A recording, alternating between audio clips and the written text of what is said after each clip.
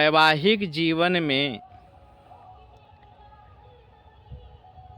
जो संकट उत्पन्न हो जाते हैं, वो संकट इतना बड़ा रूप ले लेता है कि एक दूसरे को अलग कर देता है। उसमें कई कमियां होती हैं जो दिखती नहीं हैं। पहले आप ध्यान से सुने कि कमियां क्या है। कमियां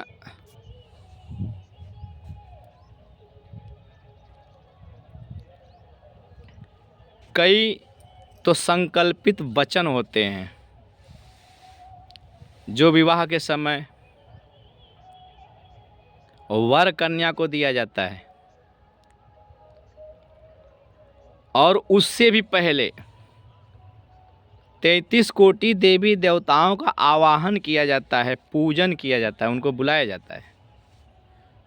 उसके बाद अग्नि को साक्षी करते हैं, हे अग्निदेव आप साक्षी हैं। इन्होंने अग्नि को साक्षी मान के जो वचन लिए हैं, जो देवताओं को साक्षी मान के वचन लिए हैं, उस वचनों का जब तक ये धरती पे जीवित तब तक उसका पालन करेंगे। तो लेकिन ये वचन जो होते हैं सिर्फ विवाह तक ही आप छोड़ देते हैं, अपने जीवन में उसकी एक कड़ी भी नहीं उतारते हैं, एक दूसरे पर विश्वास करना भी बंद कर देते हैं।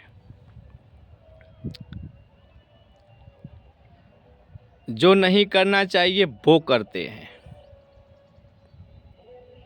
चाहे कन्या हो चाहे वर हो, दोनों के द्वारा ये वचन तोड़ दिया जाता है और इसका श्राप लगता है। यहाँ तक कि जितने देवी देवता उपस्थित आपको आशीर्वाद देते हैं ना, वो आपके जीवन के बंधन को जोड़ने के साक्षी होते हैं। अब आप बताइए कि जो आपने जो संकल्प लिया है कि मैं एक साथ रहूँगा, एक दूसरे से झूठ नहीं बोलूँगा, जो भी हम कमाएंगे, जो भी एक दूसरे के सम्मुख बताते रहेंगे, कोई पाप नहीं करेंगे, कोई पराये पुरुष का स्पर्श नहीं करेंगे, कोई पराई स्त्री का स्पर्श नहीं करेंगे, फिर भी क्या सोचिए ये वचन आप निभाते हैं।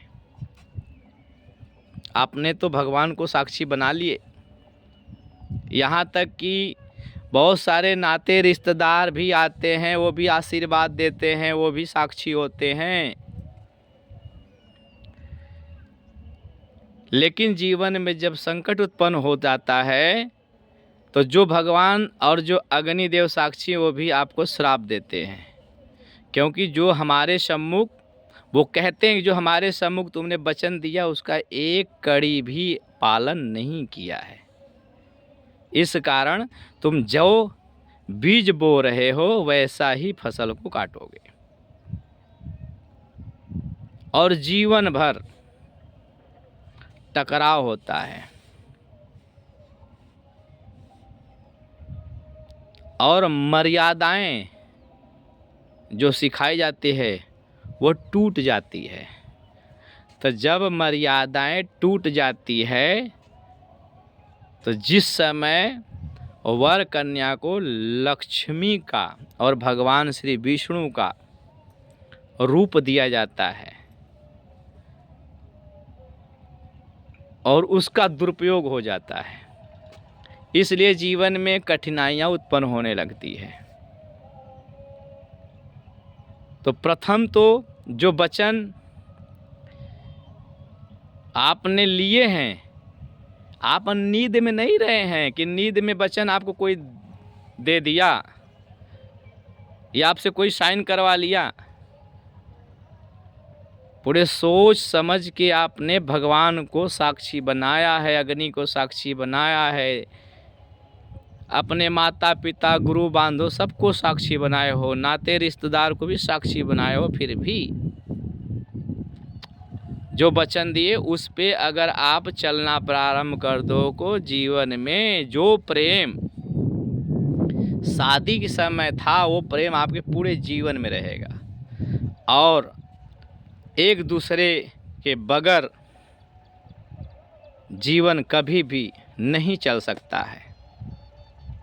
अगर हमारी वीडियो आपको अच्छी लगी हो तो कमेंट करके आशीर्वाद ज़रूर दें। जय श्री राम।